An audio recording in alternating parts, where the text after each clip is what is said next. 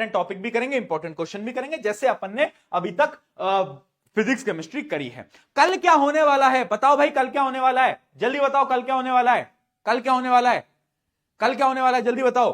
कल होने वाला है साइंस का रिवीजन, और कोई नॉर्मल रिवीजन नहीं है, ये रिवीजन होगा क्वेश्चंस की फॉर्म में। यानी ये एक ऐसा रिवीजन है जो कि पूरा का पूरा क्वेश्चंस के फॉर्मेट में होने वाला है। किसके फॉर्मेट में? क्वेश्चंस के फॉर्मेट में। उसके अंदर आपको क्वेश्चंस प्रैक्टिस करवाऊंगा और आपका रिवीजन होता जाएगा। कल देखना, कल मजा आएगा। कल अपन जल्दी मिलेंगे, 5 बजे के आसपास मिलेंगे, ठीक है बेटा?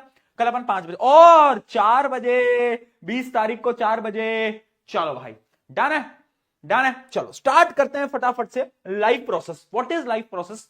बहुत सिंपल है, वो सारे प्रोसेसेस जो कि जीवन के लिए अनिवार्य हैं, यानी लाइफ यानी जिंदगी के लिए जो इंपॉर्टेंट है, that are called life process. Basically life processes 4 ही टाइप के होते हैं। एक है न्यूट्रिशन, एक है रेस्पिरेशन, एक है ट्रांसपोर्टेशन, एक है एक्सक्रीशन। इन चारों को अपन डिटेल में पढ़ने वाले, ठीक है? एकदम डिटेल में पढ़ेंगे। आ गया समझ में? लाइफ, अब एक कभी कभार ना एक छोटा सा सवाल आ जाता है, is reproduction a life process? Yes और नो, यस और नो? अरे भाई, रिप्रोडक्शन नहीं करोगे तो मर थोड़ी ना जाओगे। लाइफ प्रोसेस क्या है? वो जो कि जीवन जीने के लिए अनिवार्य है, but reproduction is not a life process. ये कभी कभार एमसीक्यू में आ जाता है, तो ध्यान में रखना ना, कंफ्यूज मत हो ना, ऐसे बिल्कुल भी कंफ्यूजन नहीं होंगी, ठीक है? आज डन डन डन डन। कुछ बच्चे यस लिख रहे हैं। आओ देखो भाई, न्यूट्रिशन, न्यूट्रिशन स्टार्ट करते हैं।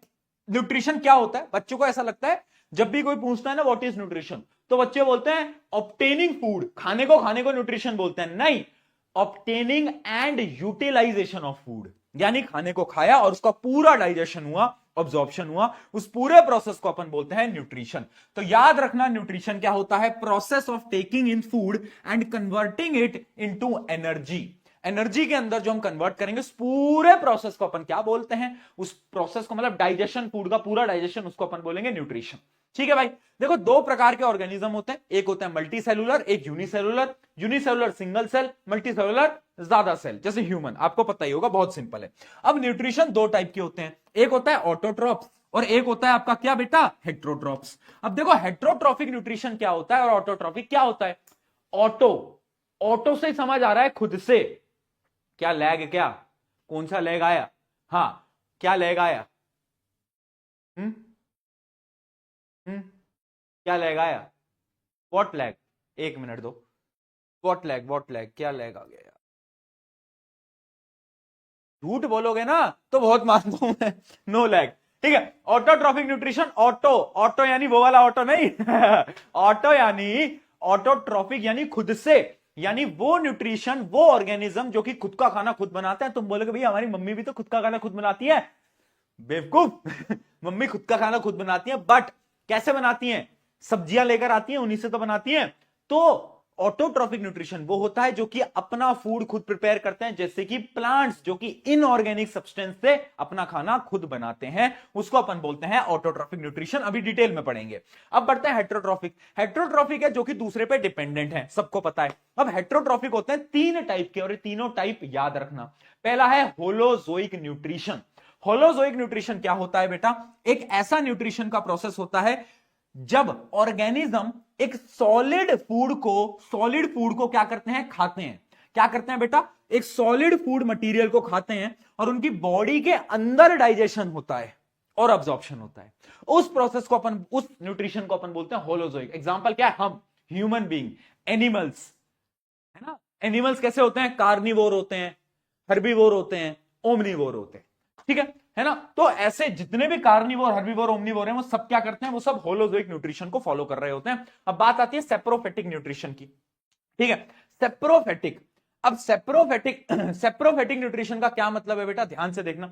सेप्रोफेटिक न्यूट्रिशन, पहले ना मैं आपको पैरासिटिक समझा देता हूं, क्योंकि बच्चे ना बहुत कंफ्यूज होते हैं सेप्रोफेटिक पैरासिटिक के अंदर। देखो, पैरासिटिक से तुम्हें क्या याद आ रहा है? पैरासाइट आ रहा है? जल्दी बताओ, 1 मिनट। क्या याद आ रहा है? पैरासाइट आ रहा है? बहुत बढ़िया, बहुत बढ़िया, बहुत बढ़िया। हाँ, है ना? पैरासाइट, भैया वो पैरासाइट करके कोई पिक्चर है क्या? पैरासाइट करके एनीमे? हाँ, पैरासाइट से क्या याद आ रहा है? जू याद आ रही है भैया, बालों में जू लग जाती है। तो पैरासाइट क्या होते हैं? जो कि आपकी बॉडी पे रहते हैं और आपसे ही न्यूट्रिशन को ऑब्टेन करते हैं। यानी पैरासाइट न्यूट्रिशन, पैरासिटिक न्यूट्रिशन वो न्यूट्रिशन होता है, वो ऑर्गेनिजम्स जो कि दूसरी बॉडी से दूसरी बॉडी से, एक तो 2 दिन हो गए बोलते बोलते दूसरी बॉडी से न्यूट्रिशन को एक्वायर करते हैं। ठीक है, इसका एग्जांपल क्या है? लाइस और टेपवर्म, है ना, लाइस और टेपवर्म एग्जांपल याद रखना। अब आ जाता है सेप्रोफेटिक। सेप्रोफेटिक क्या होते हैं? सेप्रोफेटिक न्यूट्रिशन वो टाइप का न्यूट्रिशन होता है जब कुछ ऑर्गेनिज्म क्या करते हैं, मान लो उनका फूड है, वो अपनी बॉडी से बाहर ही फूड को डाइजेस्ट कर लेते हैं और फिर डायरेक्टली डाइजेस्टेड फूड को अब्सॉर्ब कर लेते हैं। यानी खाना खाने की जरूरत ही नहीं है, बाहर ही खाने को डाइजेस्ट कर लिया और फिर अब्सॉर्ब कर लिया। तो याद रखना, organism feed on dead and decaying matter, food is digested externally, then nutrients are absorbed. Example क्या है? ब्रेड मोल्ड या फिर मशरूम, यीस्ट, है ना, बहुत सारी फंगाई, ये सब क्या करती हैं? ये सब करती हैं आपका सेप्रोफेटिक न्यूट्रिशन। चलो बहुत बढ़िया। एक सवाल है सवाल क्या है? इन दी फॉलोइंग इमेज, ये आपको एक इमेज दी गई है जो कि ब्रेड मोल्ड की है। ब्रेड मोल्ड किसकी है? Bread mould. ठीक है, how do these fungi obtain nutrition? कैसे न्यूट्रिशन अब्सॉर्ब करेगा बताओ? सेप्रोफेटिक। सेप्रोफेटिक कैसे करेगा बताओ? कैसे करेगा जल्दी बताओ, बताओ भाई, क्या लग रहा है? क्या लग रहा है? बहुत बढ़िया, by breaking down the nutrients of the bread, absorbing them, यानी उसको वो बाहर क्या करेगा? डाइजेस्ट कर लेगा और फिर उसे अब्सॉर्ब कर लेगा। जिसने सही आंसर दिया है, कांग्रेचुलेशन बेटा, आप जीत गए हैं बहुत सारे पैसे बहुत सारे पैसे आप जीत चुके हैं, जो कि मेरे पास भी नहीं है बेटा, कोई बात नहीं, है ना। चलो भाई आगे बढ़ते हैं। अब आता है अपना ऑटोट्रॉफिक न्यूट्रिशन। ऑटोट्रॉफिक न्यूट्रिशन क्या होता है, यह समझने की कोशिश करना। देखो यार, ऑटोट्रॉफिक न्यूट्रिशन मैंने आपको बता दिया जो कि खुद का खाना खुद बनाते हैं। इसका एग्जांपल है प्लांट्स। बहुत सारे ऐसे प्लांट्स हैं, ऑर्गेनिज्म हैं जो कि खुद का खाना खुद बना रहे हैं। ठीक, प्लांट्स के अलावा एक और एग्जांपल होता है blue green algae. Blue green algae भी क्या करती है? खुद का खाना खुद बनाती है। अब देखो भाई, प्लांट्स की अगर मैं बात करूं तो प्लांट्स करते हैं फोटोसिंथेसिस। अब पता है क्या होता है, हम जब बोर्ड एग्जाम देने जाते हैं ना, तो हम इस रिएक्शन को बहुत लाइटली लेते हैं। क्या लेते हैं? बहुत, क्या हो गया? 1 मिनट दो, क्या हुआ? हेलो हेलो, लाइव में लैग हो रहा है? वॉइस लैग है या फिर वीडियो लैग है? वॉइस लैग हो रहा है, 1 मिनट में चेक कर लेता हूं। ठीक है, रुको भाई, वॉइस लैग है, वॉइस लैग है क्या? वो यार, 1 मिनट।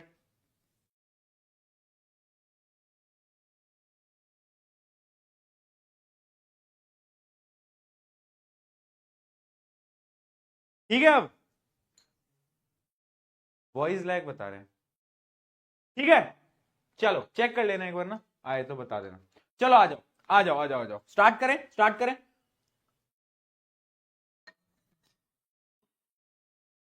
चलो देखो, ऑटोट्रॉफिक न्यूट्रिशन आपको बता दिया। अब प्लांट्स करते हैं फोटोसिंथेसिस। जब हम बोर्ड एग्जाम में जाते हैं ना बेटा, तो होता क्या है ना, हम जैसे जाते हैं ना तो हमें फोटोसिंथेसिस की रिएक्शन याद नहीं करके जाते, और यहां से बहुत बार सवाल देखने को मिला है। तो जो रिएक्शन है ना फोटोसिंथेसिस को, इसकी इतनी लाइटली मत लो। क्या मत लो? उतना लाइटली मत लो, क्योंकि देखो जैसे कि ये बनती कैसे है, फोटोसिंथेसिस कैसे हो रहा है, खाना कैसा बना रहा है प्लांट, छोटी क्लासेस में भी पढ़ा था कि कार्बन डाइऑक्साइड आती है, दूसरा क्या है, पानी आता है, सनलाइट आती है, क्लोरोफिल आती है, ये 4 इंग्रेडिएंट होते हैं। बनता क्या है? ग्लूकोज बनता है, ग्लूकोज C6H12O6, और उसके साथ साथ पानी बनता है और ऑक्सीजन गैस रिलीज होती है। अब पेपर के अंदर ना बहुत बार फोटोसिंथेसिस की डायरेक्टली ना ये रिएक्शन पूछी गई है, डायरेक्टली ये बोला गया है कि ये जो रिएक्शन है ना, इसके अंदर बैलेंस्ड रिएक्शन लिख के बताओ, तो आपको रिएक्शन आनी चाहिए बेटा। ठीक है, अब यहां पर आप देखना बेटा कि फोटोसिंथेसिस हो कैसे रहा है, इवेंट्स क्या है फोटोसिंथेसिस के, ध्यान से देखना बेटा, इंपॉर्टेंट है। फोटोसिंथेसिस का सबसे पहला इवेंट क्या है? आपका प्लांट है। प्लांट क्या करेगा? प्लांट ना लाइट एनर्जी को ऑब्जॉर्ब करेगा। कैसे ऑब्जॉर्ब करेगा? क्लोरोफिल की मदद से। किसकी मदद से बेटा? क्लोरोफिल की मदद से आपका अब्सॉर्ब कर लेगा। ठीक है, किसकी मदद से कर लेगा बेटा? क्लोरोफिल की मदद से अब्सॉर्ब कर लेगा। डन। अब देखो उसके बाद क्या होता है, जैसे ही उसने क्लोरोफिल की मदद से अब्सॉर्ब करा लाइट एनर्जी को, अब वो जो लाइट एनर्जी है ना वो कन्वर्ट होगी केमिकल एनर्जी के अंदर, है ना। और उस एनर्जी से जो पानी है ना, पानी की भी तो जरूरत है फोटोसिंथेसिस के लिए, उस पानी के मॉलिक्यूल्स को वो स्प्लिट कर देगा, तोड़ देगा। ये दूसरा इवेंट हो गया। तीसरा इवेंट क्या है? Reduction of carbon dioxide. वो जो कार्बन डाइऑक्साइड ली है ना उसको वो कन्वर्ट कर देगा किसके अंदर? बताओ किसके अंदर? वो उसको कन्वर्ट कर देगा कार्बोहाइड्रेट्स के अंदर, यानी ग्लूकोज के अंदर। किसके अंदर बेटा? ग्लूकोज के अंदर। तो फाइनली आपका ग्लूकोज के अंदर कार्बन डाइऑक्साइड कन्वर्ट हो जाएगा। तो 3 स्टेप का प्रोसेस है। सनलाइट अब्सॉर्ब करी, फोटो किसने करी? क्लोरोफिल ने। फिर वो जो एनर्जी है लाइट एनर्जी, उसको केमिकल एनर्जी में कन्वर्ट करा और उससे पानी के मॉलिक्यूल को तोड़ा। और तीसरा स्टेप क्या है? थर्ड स्टेप है कार्बन डाइऑक्साइड को कार्बोहाइड्रेट यानी ग्लूकोज में कन्वर्ट कर दिया। ठीक है, डन डन डन। ये क्या तुम इतनी देर से क्या लैग लैग लैग लैग लिखे जा रहे हो? हैं? बहुत मार खाओगे अगर तुम ये गलत गलत लिख रहे होगे ना। अभी अगर होता लैग तो पता चल जाता ना। क्या बात कर रहे हो तुम? क्या बात कर रहे हो बताओ? हाँ भाई, ऐसा कुछ है ही नहीं, दिख जाता वरना पता चल जाता।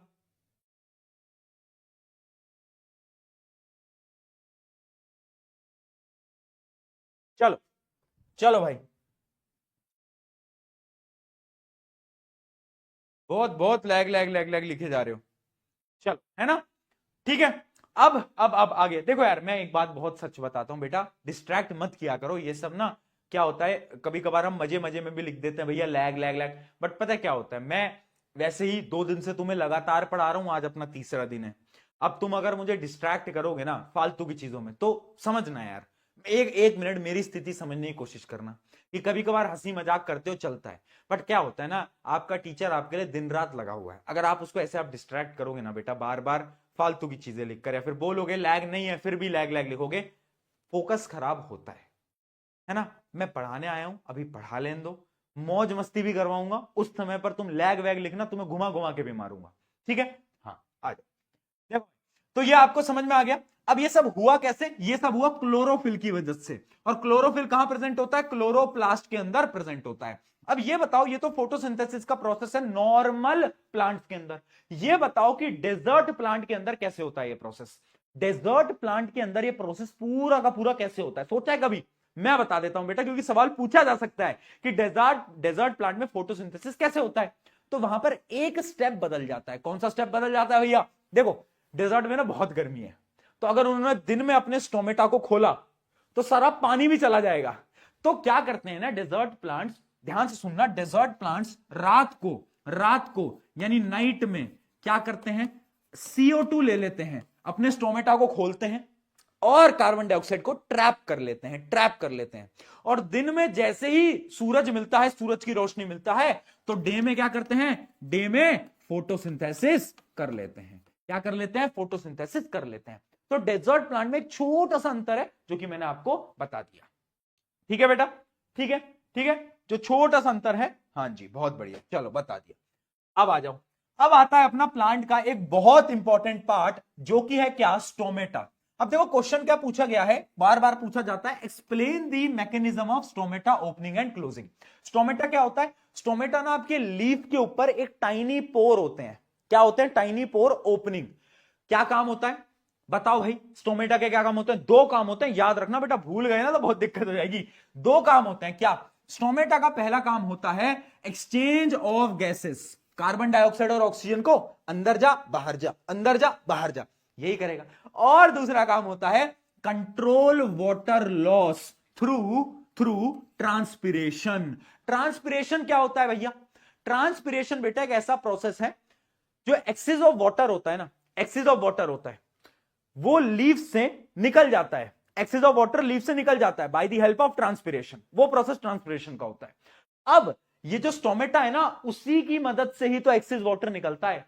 तो यानी स्टोमेटा का एक और काम होता है कंट्रोल दी वाटर लॉस, कि कितना पानी जाएगा कितना नहीं जाएगा वो भी कौन करेगा, स्टोमेटा डिसाइड करेगा। चलिए बहुत बढ़िया। अब देखना बेटा स्टोमेटा को कंट्रोल कौन करता है। जैसे जैसे तुम्हें तुम्हारे पापा बहुत मारते हैं है ना, मम्मी बहुत मारती हैं, तो तुम्हारी मम्मी पापा तुम्हें कंट्रोल करते हैं।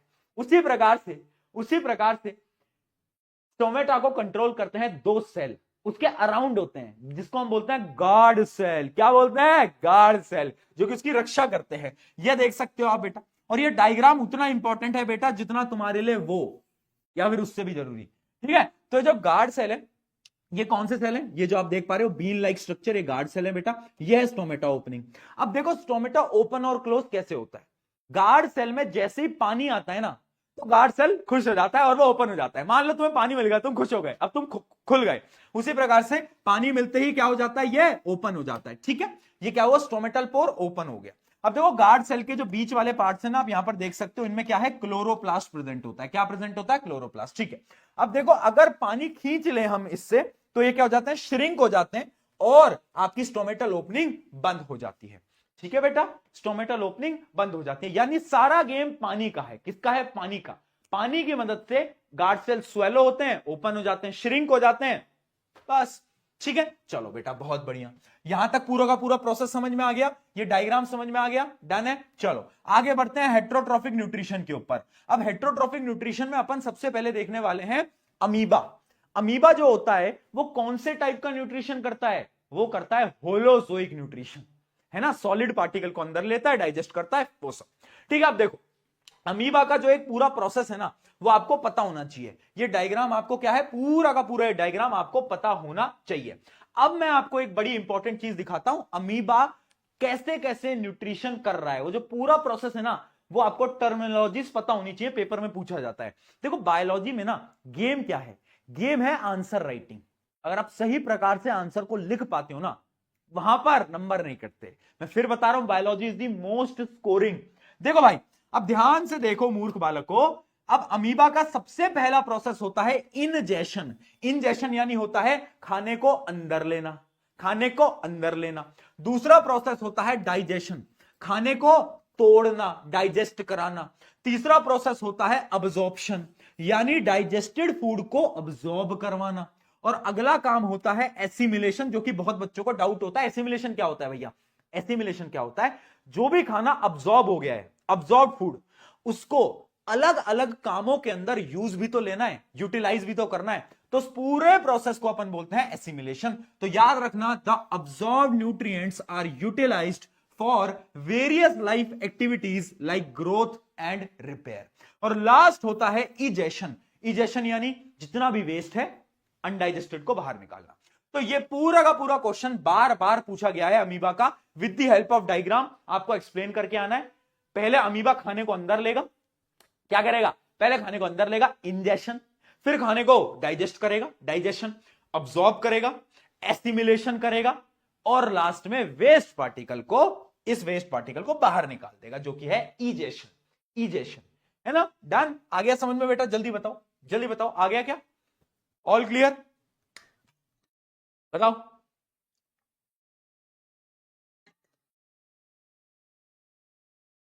क्लास 9 का स्टूडेंट हूं क्लास 9 का स्टूडेंट क्या कर रहा है भैया, ऑल क्लियर। चलो चलो चलो, बहुत बढ़िया बहुत बढ़िया।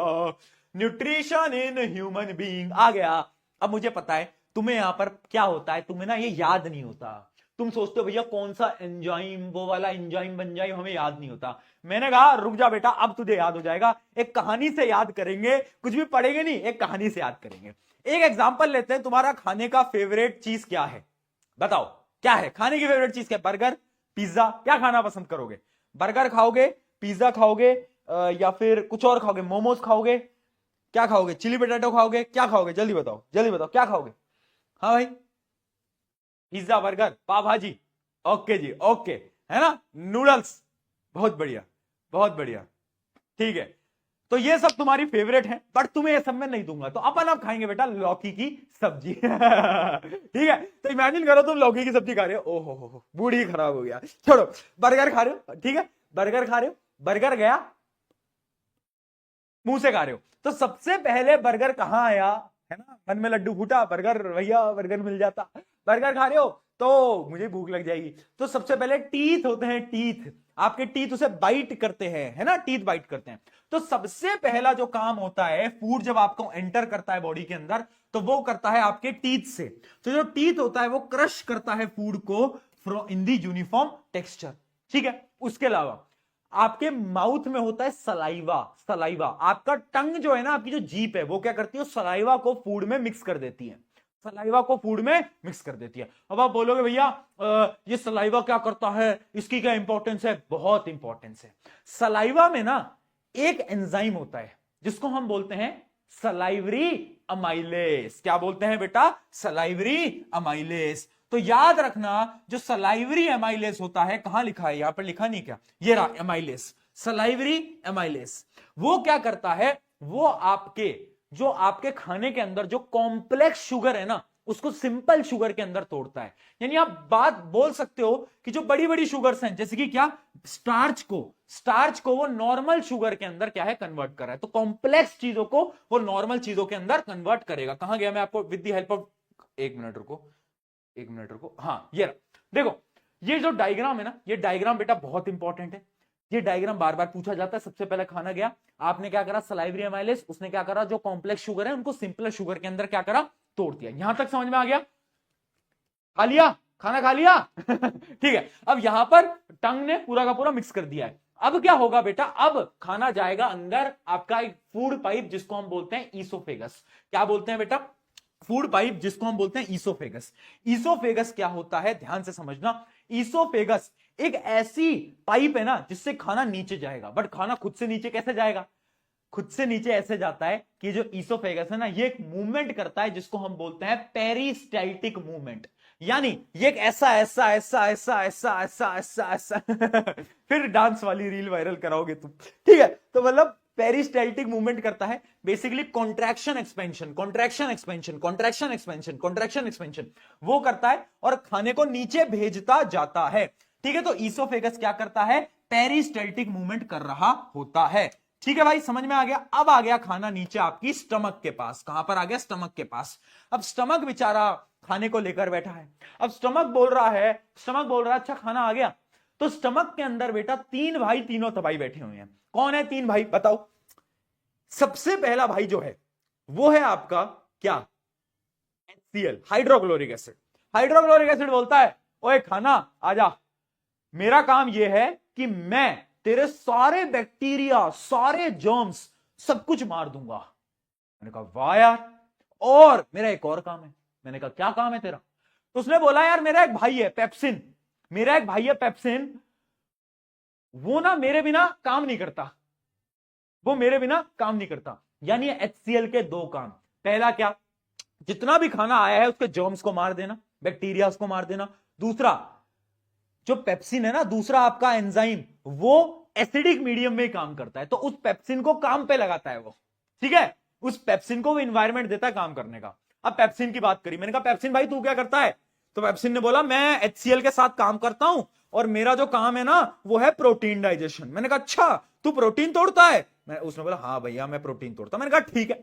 तीसरा है म्यूकस। मैंने कहा तेरी क्या जरूरत, तू क्या करता है म्यूकस? तो उसने बोला भाई देखो मेरा काम सबसे जरूरी।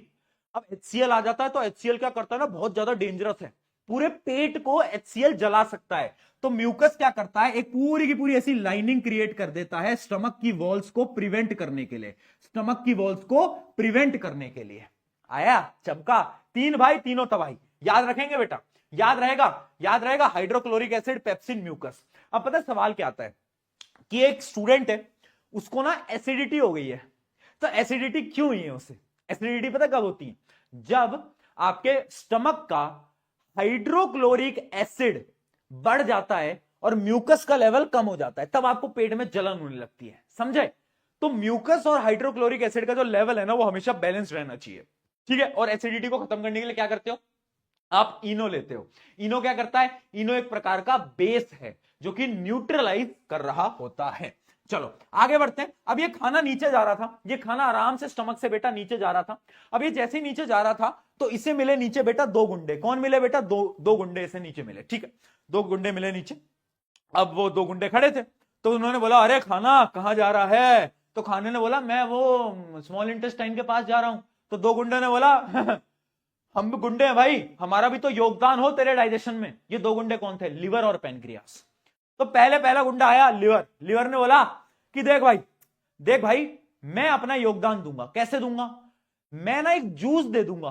कौन सा जूस? Bile juice. अब बाइल जूस वो कहां स्टोर करता है बेटा? यहां पर लिवर में एक गॉल ब्लैडर नाम की जगह होती है। गॉल ब्लैडर वो क्या करता है? वो बाइल जूस को स्टोर करता है। अभी जो बाइल जूस है ये क्या करा? लिवर ने बाइल जूस दे दिया। बाइल जूस दे दिया। अब ये बाइल जूस क्या करता है? इसके दो काम है। पहली चीज, ये जो एसिडिक फूड था ना, एसिडिक फूड, उसको एल्कलाइन बनाता है। एल्कलाइन यानी उसको बेसिक बनाता है। पहला काम क्या है? एसिडिक फूड को एल्कलाइन बनाना। दूसरा क्या है? Emulsification of fat. Emulsification of fat क्या होता है भैया? जो फैट के बड़े बड़े ग्लोब्यूल्स होते हैं ना, उनको छोटे छोटे ग्लोब्यूल्स के अंदर तोड़ देना। तो याद रखना लिवर के जो है बेटा वो यही दो काम है ना। लिवर के क्या है? दो काम। बाइल जूस निकाल के क्या करता है? Make food alkaline and emulsifies fat. ये दो काम है इसके। समझ आ गया बेटा? चलो अब एक गुंडे की कहानी खत्म। अब दूसरा गुंडा खड़ा है वहां पर। दूसरा गुंडा खड़ा है। अब दूसरा गुंडा कह रहा है, वो होता है ना तुम्हें FOMO, fear of missing out. अब दूसरे गुंडे को फोमो हो गया। वो सोच रहा है भाई इसने तो दो काम कर दिए, मैं क्या करूं? अब तो मुझे तीन काम करने पड़ेंगे यार, मुझे तो तीन काम करने पड़ेंगे। तो अब जो दूसरा गुंडा है पेनक्रियास, वो क्या करता है? वो सोचता है यार मुझे अब तीन एंजाइम को रिलीज करना पड़ेगा। तो पेनक्रियास क्या करता है? तीन एंजाइम्स को रिलीज कर देता है। कौन कौन से तीन एंजाइम को रिलीज करता है? देखना बेटा, सबसे पहला एंजाइम है ट्रिप्सिन। क्या है? ट्रिप्सिन। ट्रिप्सिन क्या करता है? ट्रिप्सिन जो है प्रोटीन को डाइजेशन में और मदद करता है। ठीक है। दूसरा एंजाइम है लाइपेज। लाइपेज क्या करता है? आपके जो फैट मॉलिक्यूल्स है ना, जो इमल्सिफाइड फैट है, जो छोटे छोटे मॉलिक्यूल्स हैं, इनको और तोड़ देता है। और लास्ट है पेनक्रियाटिक अमाइलेज। पेनक्रियाटिक अमाइलेज क्या करता है? Digestion of carbohydrate. कार्बोहाइड्रेट के डाइजेशन में मदद करता है। यानी क्या हुआ? पहले लिवर ने दो काम करे, फिर पेनक्रियास ने बोला अब तो मुझे तीन करने पड़ेंगे। क्या करा? ट्रिप्सिन, लाइपेज और पेनक्रियाटिक अमाइलेज। बहुत बढ़िया। क्या ये याद रहेगा बेटा? क्या याद रहेगा? चलो अब यहां तक की कहानी खत्म। अब ये जो फूड है, ये फूड जाता है यहां से स्मॉल इंटेस्टाइन में। ये जो आप देख पा रहे हो ना स्मॉल इंटेस्टाइन, यहां पर ये फूड आ जाता है। अब ये जो कंप्लीट डाइजेशन होता है ना ह्यूमन बॉडी का बेटा, वो पता है कहां होता है? वो पता है कहां होता है? वो होता है यहीं पे ही, स्मॉल इंटेस्टाइन में। Complete digestion takes place in small intestine. याद रखना, ठीक है। पूरा जो डाइजेशन है वो अपना पूरा का पूरा स्मॉल इंटेस्टाइन में खत्म हो जाता है। और डाइजेशन के बाद होता क्या है बेटा? फाइनल प्रोडक्ट क्या होता है? याद रखना, इंपॉर्टेंट है। जो प्रोटीन्स होती हैं आपके, वो अमीनो एसिड के अंदर कन्वर्ट हो जाते हैं। अमीनो एसिड के अंदर जो कार्बोहाइड्रेट होते हैं वो ग्लूकोज के अंदर कन्वर्ट हो जाते हैं। जो फैट्स होते हैं आपके, वो फैटी एसिड्स और ग्लिसरॉल के अंदर कन्वर्ट हो जाते हैं। ठीक है। कार्बोहाइड्रेट किस में होते हैं? ग्लूकोज के अंदर। प्रोटीन अमीनो एसिड के अंदर। और फैट्स किस में होते हैं? फैटी एसिड और ग्लिसरॉल के अंदर। चलो अब ये जो स्मॉल इंटेस्टाइन है ना, इसके नाम में स्मॉल है। इसका असली नाम पता क्या है? छोटा डॉन। छोटा डॉन, हाँ, क्योंकि नाम में स्मॉल है, काम में बहुत बड़ा है। एक तो कंप्लीट डाइजेशन करता है, दूसरा पता है क्या करता है? ये अब्जॉर्प्शन करता है। इसमें ना एक फिंगर लाइक प्रोजेक्शन होता है। क्या होता है? Finger like projection. ऐसा फिंगर लाइक प्रोजेक्शन होता है, जिनको हम बोलते हैं विलाय। क्या बोलते हैं बेटा? जिनको हम बोलते हैं विलाय। याद रखना, यहां पर होता है विलाय, फिंगर लाइक प्रोजेक्शन। अब वो क्या करता है? जितना भी फूड, डाइजेस्टेड फूड है ना, उसको अब्सॉर्ब करता है और ब्लड के अंदर ट्रांसफर कर देता है। यानी डाइजेस्टेड फूड ब्लड में किसने डाला? स्मॉल इंटेस्टाइन ने। किसकी मदद से डाला? विलाई की मदद से। अब सवाल यह आता है, ये जो विलाई है ना भैया, ये फिंगर लाइक क्यों है? Why it is finger like? Because to increase the surface area. याद रखना, क्वेश्चन आता है कि फिंगर लाइक प्रोजेक्शन जो विलाय होता है उसका स्ट्रक्चर फिंगर लाइक क्यों होता है? Because to increase the surface area. Surface area of absorption को इंक्रीज कराने के लिए फिंगर लाइक प्रोजेक्शन वो होती है। आया समझ में बेटा? चलो आगे बढ़ते हैं हम। अब आता है लार्ज इंटेस्टाइन। लार्ज इंटेस्टाइन का कुछ काम नहीं है। जो आपका डाइजेस्टेड जो वेस्ट बच गया, वो वेस्ट जाता है लार्ज इंटेस्टाइन में। लार्ज इंटेस्टाइन सारा का सारा पानी खींच लेता है, और जो आपका सॉलिड वेस्ट बचता है वो आपके एनएस में जाता है, और एनएस के थ्रू आप एक्सक्रीट कर देते हो। तो जो लास्ट है वो है आपका एनएस, जिसके थ्रू आप क्या करते हो? एक्सक्रीट कर देते हो। क्या बात समझ में आई? जल्दी बताओ। डन? Happy birthday sir. मेरा बर्थडे है आज। मेरी मम्मी ने कभी मुझे नहीं बताया कि आज मेरा जन्मदिन है। मेरे साथ स्कैम हुआ क्या बेटा? मेरे साथ स्कैम हुआ क्या? मेरी मम्मी ने कभी नहीं बताया मेरा आज जन्मदिन था। तुम लोगों ने कैसे बताया? 18 तारीख को मेरा जन्मदिन आता था क्या? मुझे नहीं बताया कभी मम्मी ने।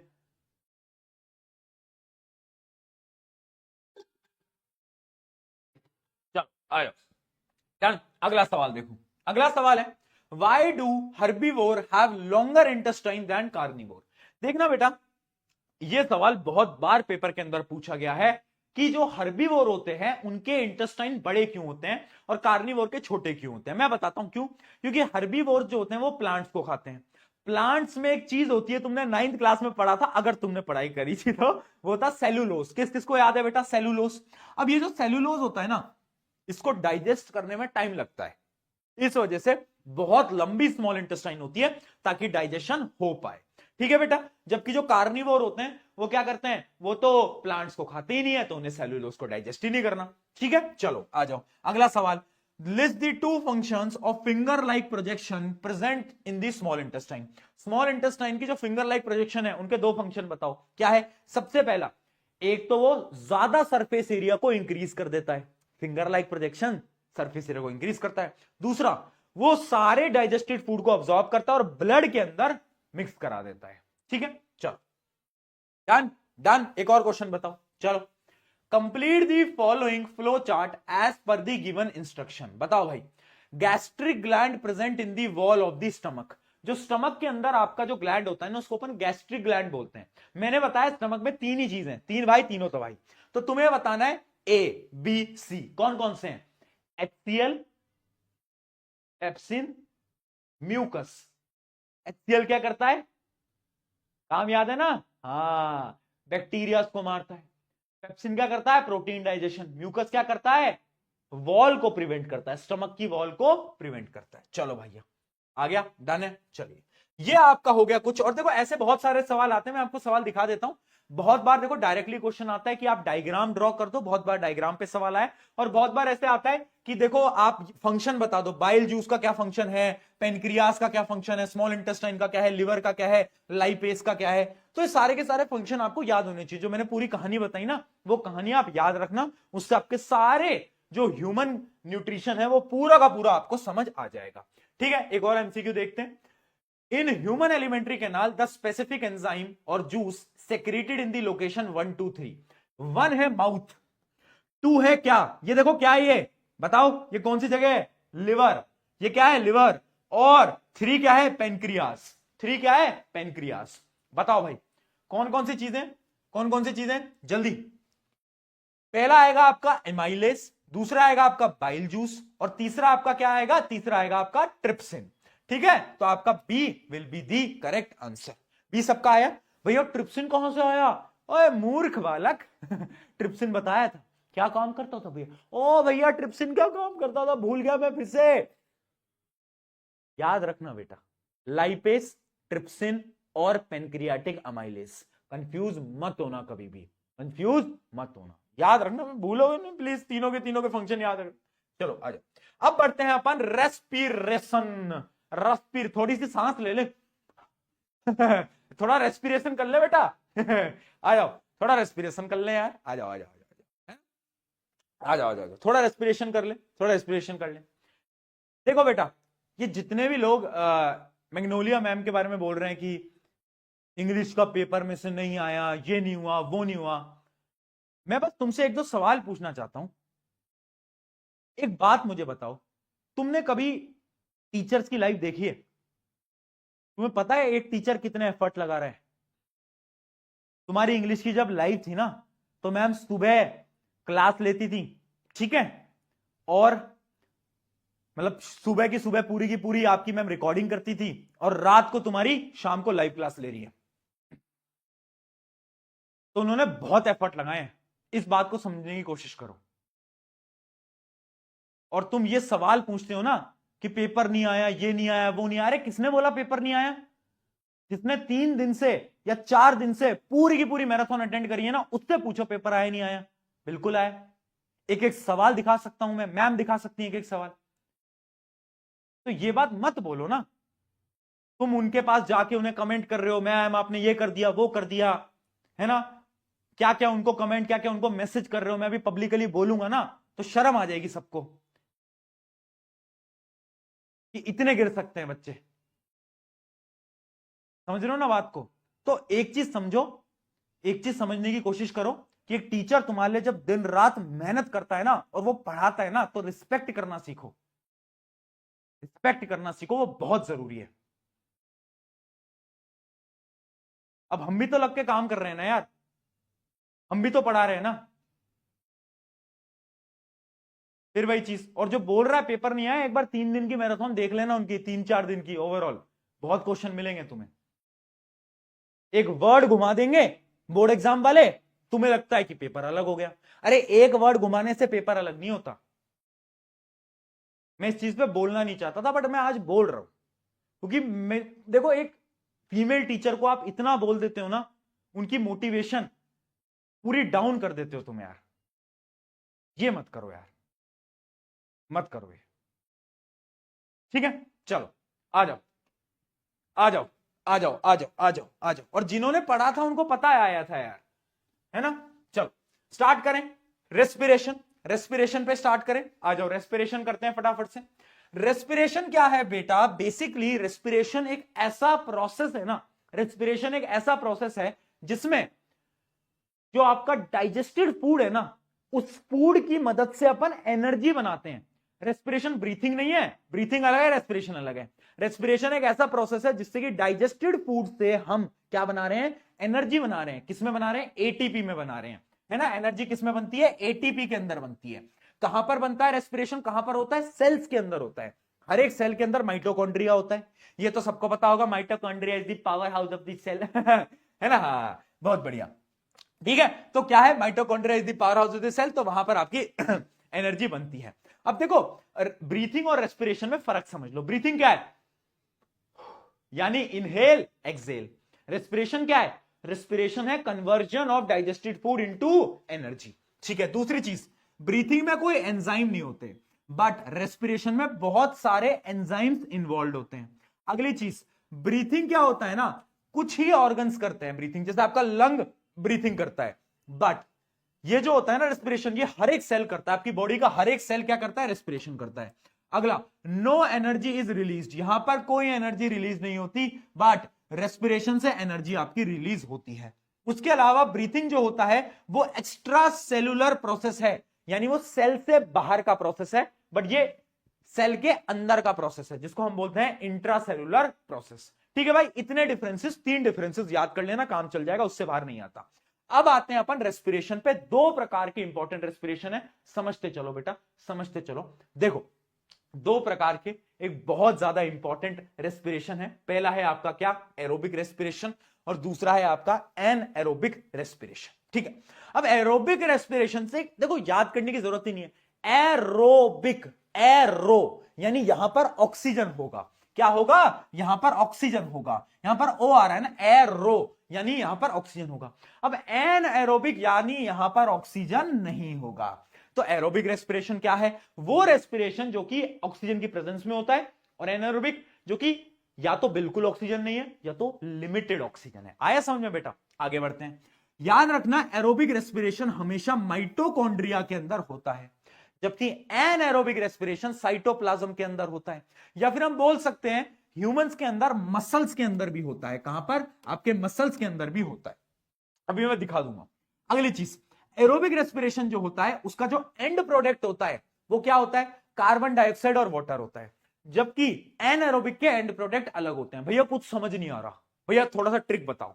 मैंने कहा देख, ये टेबल देख, ये टेबल देख, आजा आजा भाई, आजा, ट्रिक जाननी थी, आ जाओ आ जाओ आ जाओ, ट्रिक जाननी थी, आ जाओ। देखो, ये सवाल पेपर में आने की चांसेस बहुत ज्यादा है बेटा, बहुत ज्यादा, हद से ज्यादा चांसेस है, ठीक है? तो इसको ध्यान से सुन लो, क्या बता रहा हूं मैं आपको अब एरोबिक एनएरोबिक की एक टेबल दिखाने वाला हूं। ये टेबल भी बनाने को आ सकती है, सुन।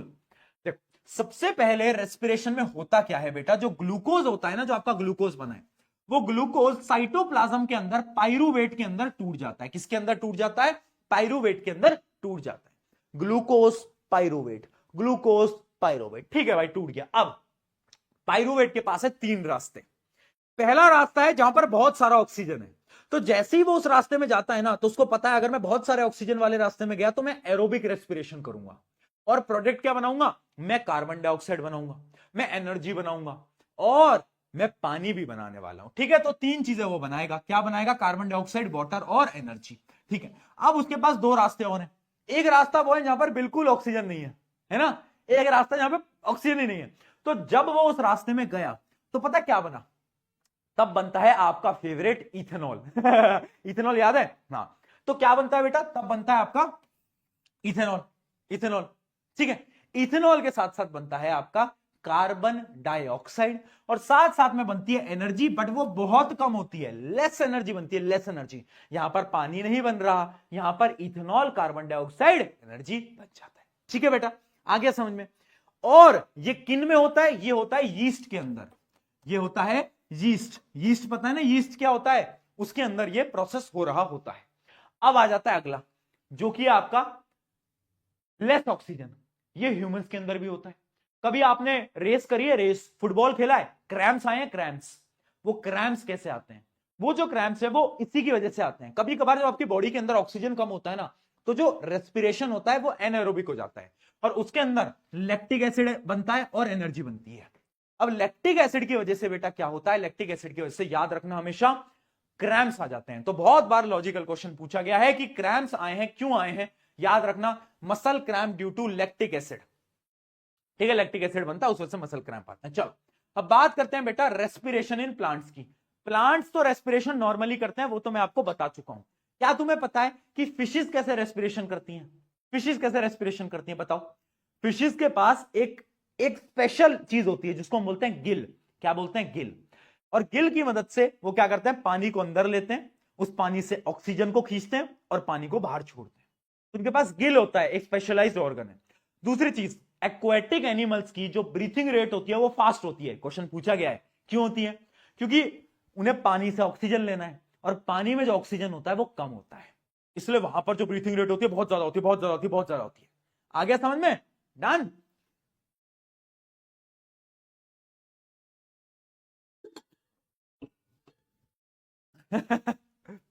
एक बच्चा लिख रहा है शुभमन गिल, शुभमन गिल।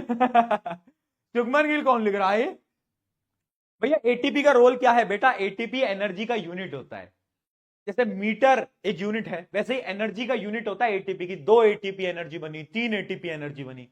शुभमन गिल लिख रहे हैं बच्चे। चलो आ जाओ, आगे समझ में कि ब्रीथिंग रेट फास्ट क्यों होती है। आगे बढ़े हम, चलिए अब अपन रेस्पिरेशन को देखते हैं। रेस्पिरेशन को देखने से पहले अपन ब्रीथिंग देखते हैं कि ह्यूमंस के अंदर ब्रीथिंग कैसे होती है। ये डायग्राम बेटा बार बार पूछा गया है ना, बट मतलब ये डायग्राम बनाने को आता है ना, तो सिंपल डायग्राम तुम बना दो, इतना ज्यादा कॉम्प्लेक्स मत बनाया करो। तुम ऐसा ऐसा माउथ वाउथ दिखा दिया करो, तुम एक माउथ वाउथ दिखा दिया करो, है ना, ऐसा माउथ वाउथ बना दो, फिर उसके बाद से पाइप निकाल दो। पाइप निकालने के बाद आपको क्या करना, उन पाइप को ऐसे दो जगहों पे ऐसे डिवाइड कर दो। यहां पर लास्ट में बना दो एल्वोलाई, है ना, यहां पर जो स्ट्रक्चर्स हैं छोटे छोटे, इनको एल्वोलाई बना दो। बस आपका सब पूरा 3D कॉम्प्लेक्स स्ट्रक्चर नहीं बनाना होता, सिंपल भी बना के आता तो भी नंबर मिल जाते हैं, ठीक है बेटा। अब आ जाओ, इसको एक बार समझते हैं फटाफट से, क्या है इसके अंदर। देखो सबसे पहले आप सांस ले रहे हो, ओहो हो, कैसे ले रहे हो, नेजल पैसेज की मदद से। यानी ये जो नाक है, ये पैसेज जो कहलाता है वो कहलाता है आपका नेजल पैसेज, ठीक है। उसके बाद सबसे पहले आपके ये जो एरिया है इसको हम बोलते हैं फेरिंग्स, क्या बोलते हैं, फेरिंग्स। और ये जो एरिया है ये क्या है, बच्चे लिख रहे हैं ड्रॉइंग ओपी। ये क्या है, ये है बोलो लैरिंग्स, वॉइस बॉक्स। अब बच्चे कंफ्यूज होते हैं डायग्राम की लेबलिंग में कि पहले फेरिंग्स आता है या लैरिंग्स आता है। मैं ट्रिक बताता हूं बेटा, आप ऐसे याद करो, PL प्रॉफिट लॉस, पहले प्रॉफिट हुआ बाद में लॉस हुआ। है ना, तो पहले P आएगा फिर L आएगा, तो पहले फेरिंग्स आएगा फिर लैरिंग्स आएगा। P ऊपर है, L नीचे है। चलो अब नीचे क्या होता है, नीचे आप ये देख पा रहे हो, इसको अपन बोलते हैं ट्रैकिया। क्या बोलते हैं, ट्रैकिया। अब ये जो ट्रैकिया होता है ना, इस पर रिंग होती है, रिंग, जो कि होती है रिंग ऑफ कार्टिलेज। अब क्वेश्चन पूछा जाता है कि ट्रैकिया के ऊपर रिंग ऑफ कार्टिलेज क्यों होती है, क्योंकि टू प्रिवेंट इट, इसको प्रिवेंट करने के लिए, ये जो ट्रैकिया है ना, ये ट्रैकिया, इसको अपन विंड पाइप भी बोलते हैं, to prevent the wind pipe from collapsing. अगर ये नहीं हुआ ना रिंग ऑफ कार्टिलेज, तो अपने विंड पाइप ऐसे कोलैप्स कर सकता है, गिर सकता है। इसको प्रिवेंट करता है ना, किससे, कोलैप्सिंग से। चलो अब ये जो ट्रैकिया है ये डिवाइड हो जाता है दो चीजों के अंदर, ये आप देख सकते हो, ये दो लंग्स के अंदर आपका क्या हो जाता है, डिवाइड हो जाता है। आया समझ में, किसके अंदर ये आपका डिवाइड हो जाता है, ब्रोंकाई के अंदर। किसके अंदर, ब्रोंकाई के अंदर। एक ब्रोंकाई, दो ब्रोंकाई। अब ये जो ब्रोंकाई हैं ये आगे और डिवाइड होते हैं, किसके अंदर, ये डिवाइड हो जाते हैं ब्रोंक्यूल्स के अंदर। किसके अंदर, ब्रोंक्यूल्स के अंदर। और ब्रोंक्यूल्स के बेटा एंड पे क्या होता है, उसके एंड पे होता है एल्वोलाई। एल्वोलाई क्या होता है? एल्वोलाई है सबसे जरूरी चीज। एल्वोलाई को मैं आपको समझाता हूं। एल्वोलाई देखो कुछ इस प्रकार से होता है ना। ये देखो, अब बनाएंगे बच्चे ड्राइंग का मजाक। प्रशांत मैंने बनाई ड्राइंग, है ना, प्रशांत मैंने बनाई ड्राइंग, इसकी आंख ना घूम ठीक है, आ जाओ जाओ, ठीक है। हाँ, क्या होता था? एल्वोलाई। एल्वोलाई एक प्रकार का आप ऐसे मानो जैसे अंगूर होता है ना, अंगूर वैसा होता है, अंगूर की तरह होता है, ठीक है। हाँ, तो अब क्या होता है, इसके अंदर ना ब्लड वेसल होती हैं। क्या होती हैं बेटा? इसके अंदर ब्लड वेसल्स होती हैं। क्या होती हैं? ब्लड वेसल होती हैं। ऐसे खून जा रहा होता है इसमें से, इसके अंदर ब्लड वेसल होती है। अब ये जो एल्वोलाई होता है ये बहुत थिन होता है, बहुत ज्यादा पतला होता है। क्या होता है बेटा? ये बहुत ज्यादा थिन होता है, थिन, है ना, थिन, ठीक। अब ये क्या करता है? इसका काम होता है गैस एक्सचेंज। जब तुमने सांस ली ना, तो तुमने ऑक्सीजन को अंदर लिया। अब जो तुम्हारा ब्लड था उसके पास कार्बन डाइऑक्साइड थी, तो वो ब्लड क्या करेगा? कार्बन डाइऑक्साइड को तो बाहर निकाल देगा और ऑक्सीजन को अंदर ले लेगा। तो गैसेस का एक्सचेंज कहां हुआ? एल्वोलाई के अंदर हुआ। कहां हुआ? एल्वोलाई के अंदर हुआ। अब तुम्हारे मन में सवाल आ रहा होगा, भैया एल्वोलाई ऐसा कैसे कर सकता है? आखिर गैसेस का एक्सचेंज एल्वोलाई कैसे करा लेगा? तो देखना बेटा, यहां पर है एक प्रेम कहानी। किसकी प्रेम कहानी? बहुत प्यारी प्रेम कहानी है बेटा। यह प्रेम कहानी है किसकी? बताओ। हीमोग्लोबिन और ऑक्सीजन की प्रेम कहानी। जो आपका हीमोग्लोबिन, देखो आपके ब्लड के अंदर क्या होता है? Red blood cell. Red blood cell के अंदर क्या होता है? हीमोग्लोबिन, ठीक। अब जो आपके ब्लड के अंदर, मान लो इसके अंदर है आपका हीमोग्लोबिन। अब ये जो ब्लड है इसके अंदर हीमोग्लोबिन है, और हीमोग्लोबिन को ऐसे समझो, हीमोग्लोबिन का एक प्रेम है। कौन है प्रेम? ऑक्सीजन। जहां पर उसे ऑक्सीजन दिखता है ना, वो बोलता है ऑक्सीजन जी कृपया मेरे साथ आ जाएं, और कार्बन डाइऑक्साइड को वो छोड़ देता है। तो ब्लड के अंदर हीमोग्लोबिन है, जैसे ऑक्सीजन दिखा वो कहता है ऑक्सीजन आ जाओ आ जाओ, कार्बन डाइऑक्साइड तुम वहां चले जाओ। तो क्या होता है, मतलब ये सब नहीं लिख के आना मैं आपको बता रहा हूं कि हीमोग्लोबिन जो होता है वो ऑक्सीजन को अट्रैक्ट करता है, कार्बन डाइऑक्साइड को एल्वोलाई में पहुंचा देता है। तो किसकी वजह से हो रहा है एक्सचेंज? हीमोग्लोबिन की वजह से हो रहा है एक्सचेंज। क्या बात समझ में आई बेटा? जल्दी बताओ। यहां पर लिखा भी हुआ है कि blood with haemoglobin carries oxygen to the body cell, collects the carbon dioxide, है ना। तो बेसिकली क्या हुआ कि उसने ऑक्सीजन को तो ले लिया, कार्बन डाइऑक्साइड को बाहर निकाल दिया। अब एक और इंपॉर्टेंट चीज है यहां पर, ये आप देख पा रहे हो, ये जो आप देख पा रहे हो, इसको हम बोलते हैं डायफ्राम। क्या बोलते हैं बेटा? डायफ्राम। डायफ्राम क्या करता है? आपके लंग्स को सपोर्ट देता है। क्या करता है? सपोर्ट देता है। पहला काम सपोर्ट देना। दूसरा क्या काम है बताओ? पहला काम सपोर्ट देना, दूसरा सोचो सोचो सोचो, ये आपकी जो स्पेस है ना, स्पेस जो आपकी वॉल्यूम है लंग्स की, उस वॉल्यूम को इंक्रीज कराने के काम आता है। हाँ, यानी एक तो वॉल्यूम को इंक्रीज कराएगा, और दूसरा क्या है? ये उसको सपोर्ट देगा। बहुत सही। अब देखो अगली चीज। अच्छा, वो जो वॉल्यूम होती है ना, उसको अपन रेजिड्यूअल वॉल्यूम बोलते हैं। तो अगर पेपर में आ जाए ना कि क्या एल्वोलाई रेजिड्यूअल वॉल्यूम को बढ़ाता है, तो कंफ्यूज मत होना। हाँ बढ़ाता है भैया, हाँ बढ़ाता है, ठीक है। चल अब देखो, डायफ्राम की ना बहुत अच्छी चीज है। डायफ्राम नॉर्मली ऐसा होता है, कर्व्ड कर्व्ड। अब जैसे ही मैं सांस लूंगा, एक बार फील करो, फील करो, सब यहां पर टच करना, जहां पर तुम्हारा डायफ्राम है, फील करो।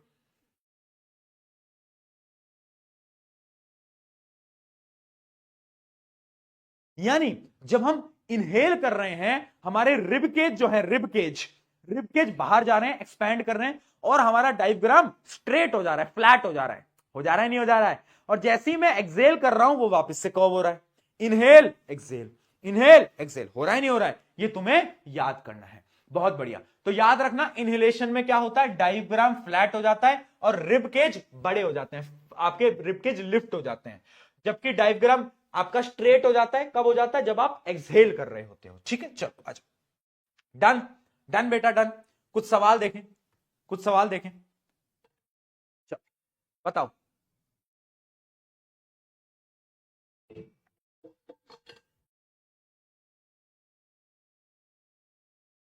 देखो, what is the aerobic and anaerobic respiration? अभी पूरे का पूरे डिफरेंस बताए।